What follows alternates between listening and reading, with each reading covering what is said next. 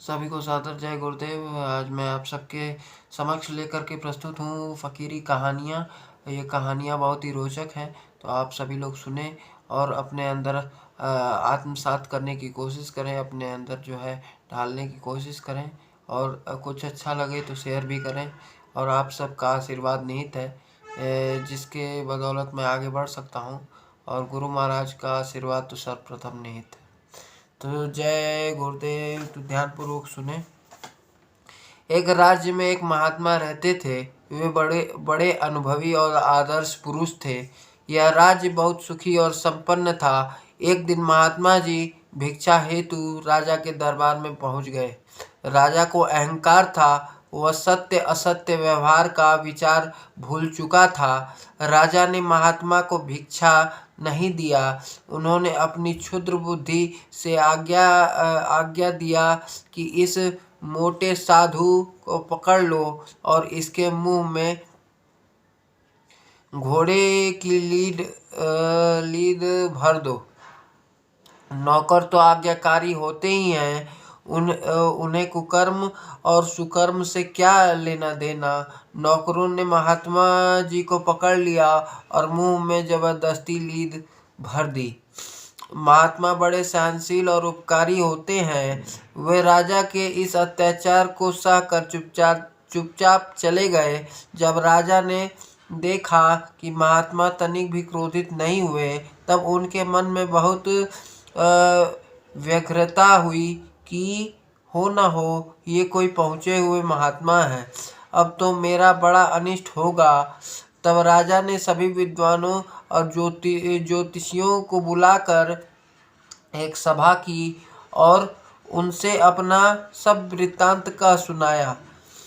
अब राजा ने अपने इस कर्म का फल जानना चाहा। विद्वान ज्योतिष लोग ने विचार करके दिव्य चक्षु से देखकर बताया कि महाराज, आपके खाने के लिए लीद का अंबार लग गया है।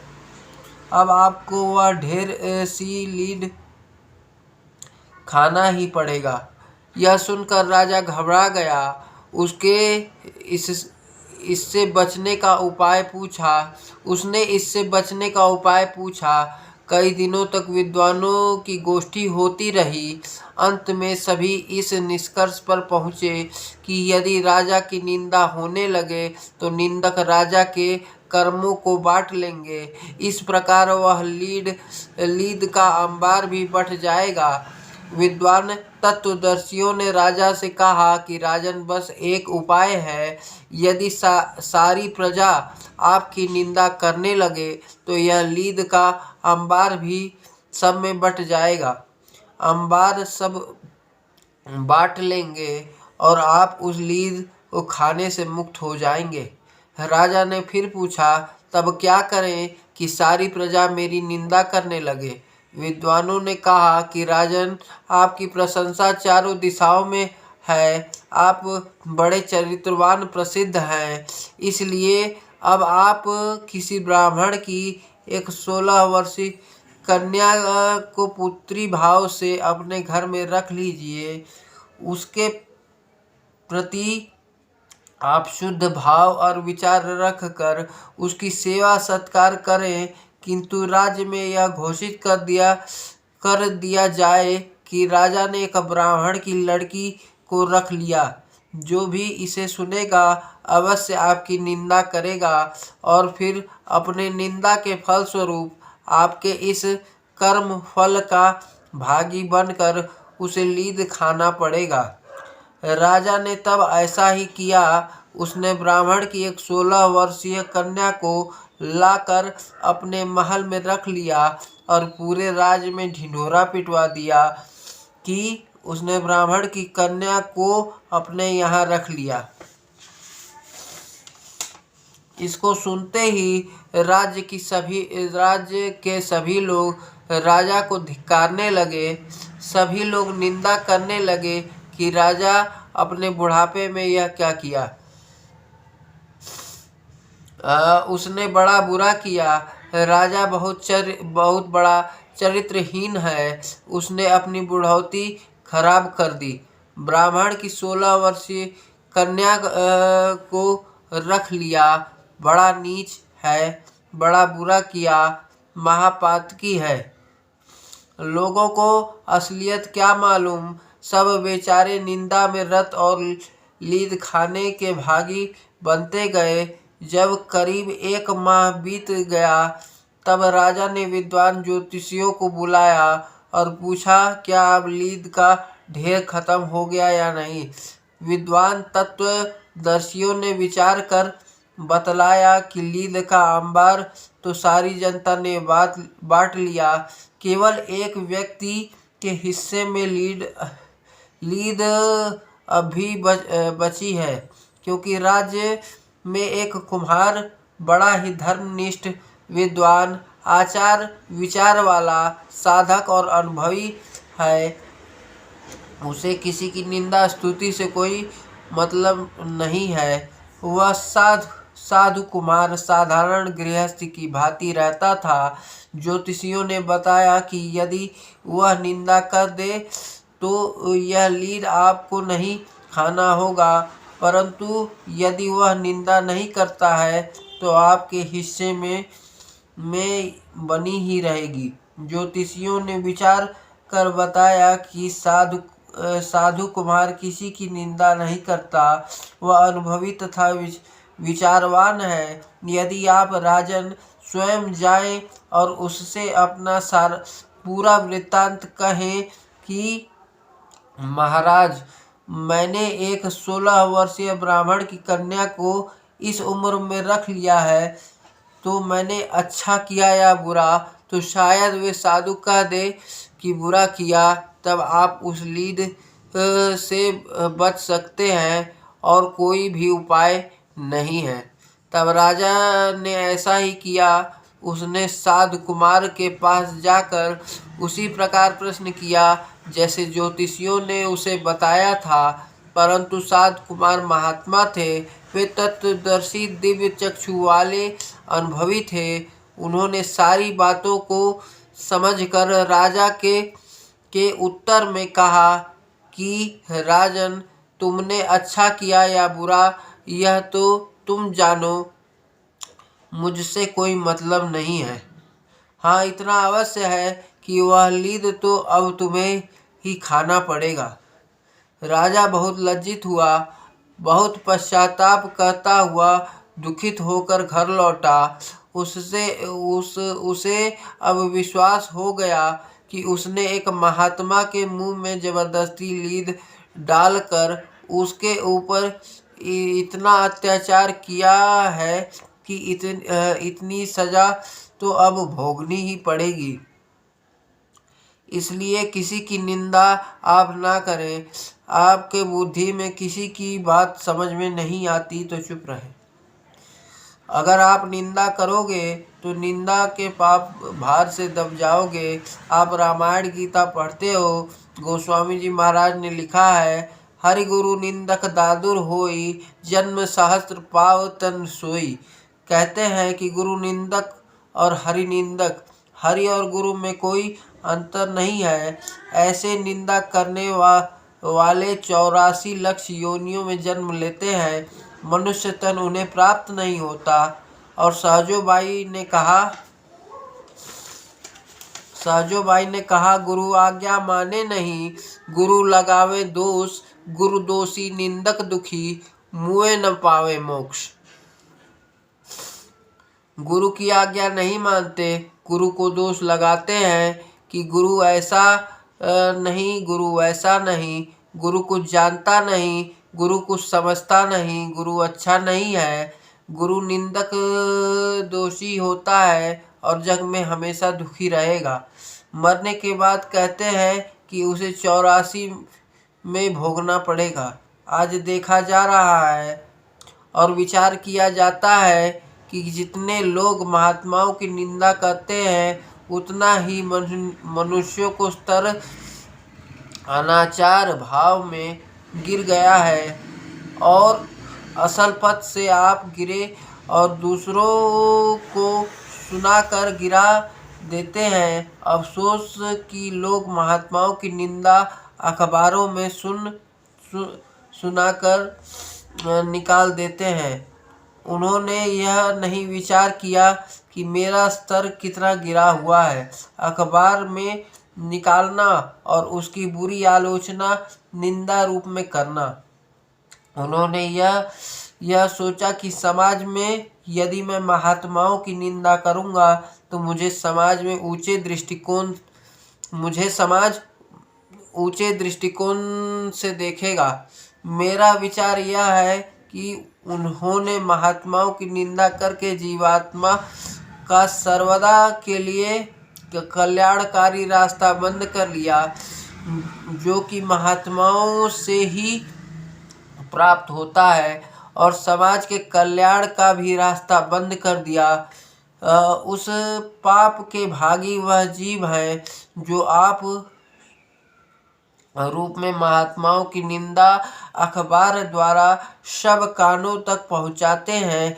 सुनने वालों को और पढ़ने वालों को पाप लगता है। अफसोस हिंदू जाति को करना चाहिए, जबकि महात्मा हमारे निकट हो और हम उनके पास पहुंचकर जो बुराई समाज बर्बादी की हो वो उनके सामने रखें और तब उनके ऊपर समाज बर्बादी का आरोप लगाया जाए।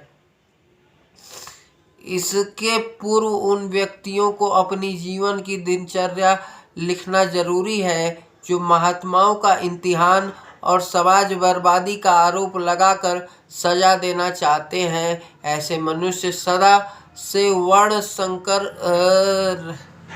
रहते आए हैं। सत्य और सदाचारी मनुष्य कभी इस प्रकार की आलोचना नहीं करेगा। मैं दिल्ली के पास एक गांव में गया और रात्रि में उस गांव में एक मुखिया के घर पर रहा। शाम हुई, उसके द्वार पर देखा कि 100 आदमियों की भीड़ है।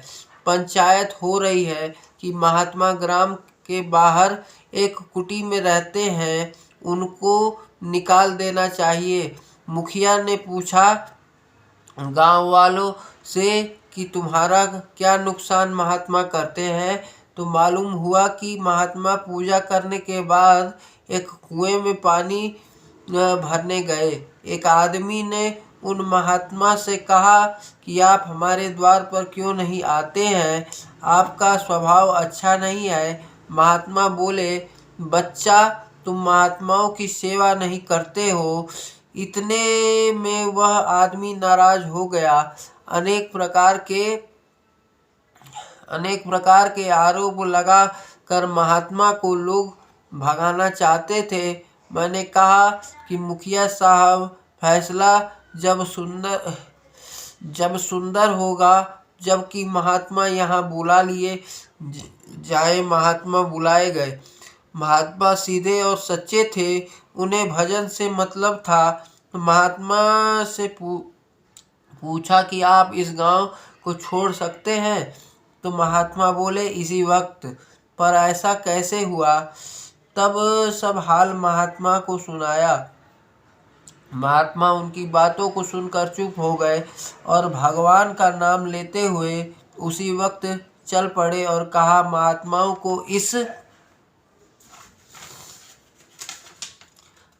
को इस असत्य अपराध लगाने का परिणाम तुम्हारे सामने आएगा। कुछ ही दिन बाद ऐसी मारकाट हुई कि बुराई करने वालों की गर्दन भेड़ और बकरियों की भांति बिना रहम उड़ा दी गई। जो कुछ लोग रहे उनमें बुरे विचार नहीं थे। वह आदमी आज भी बात करते हैं और सब लोग महात्माओं का सत्कार करते हैं। उनके ग्राम में पाखंडी आते ही नहीं, क्योंकि गृहस्थ का जब कोई स्वार्थ सांसारिक नहीं है, केवल आत्म निरूपण का भाव है, तो ऐसे मनुष्य को कोई धोखा नहीं देगा। जहाँ पर साधु और सत्यवादी सज्जनों का लोग सम्मान करते हैं, वहीं पर ईश्वर भाव और सदाचारी जीवन होता है और लोग सत्य पथ पर चलते हैं। और जहाँ महात्माओं और सत्यवादी पुरुषों से संबंध नहीं है, वहीं पर अनाचार फैला हुआ है।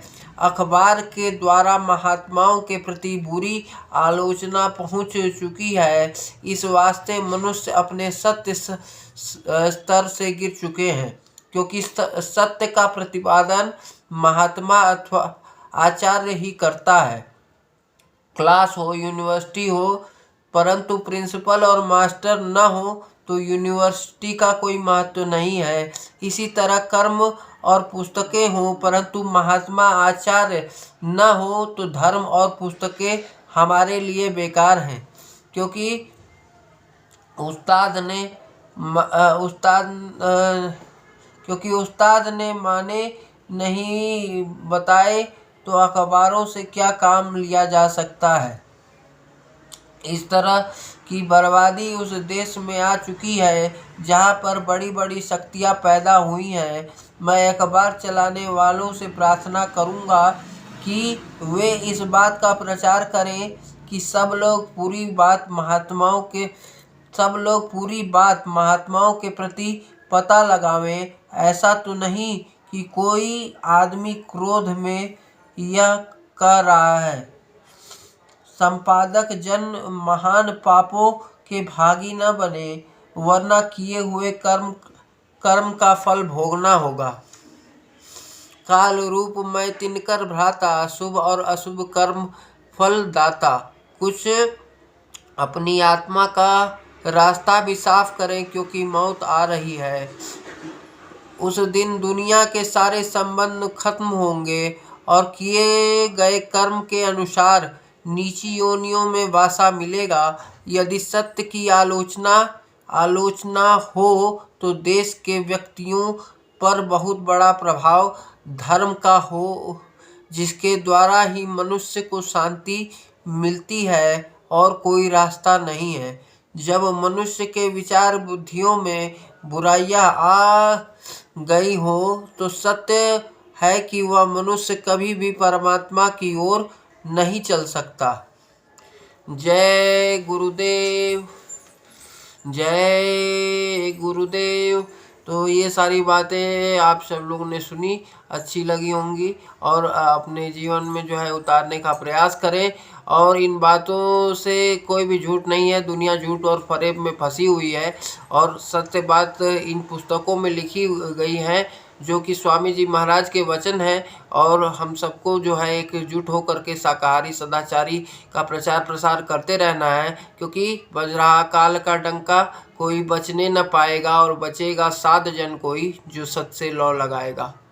तो इन्हीं शब्दों के साथ सभी को जय गुरुदेव। शाकाहारी रहें, सदाचारी रहें, सतयुग की अगुवाई करने के लिए एक पथ प्रदर्शक के रूप में मजबूती से इस धरातल पर खड़े रहें और अपने जीवन में खुशहाली लाने के लिए जय गुरुदेव नाम ध्वनि करते रहें। क्योंकि विश्वासम फलमदायकम, जब द्रौपदी का चीरहरण हो रहा था तो किसी समर्थ कृष्ण ने जो है इज्जत बचाई थी। तो जब दुनिया में आग लगेगी तो संत महात्मा जो है अपने जीवों को बचाएंगे। तो महात्माओं की शरण में जाएं और दुनिया के फरेब से बचे रहें। जय गुरुदेव, जय गुरुदेव।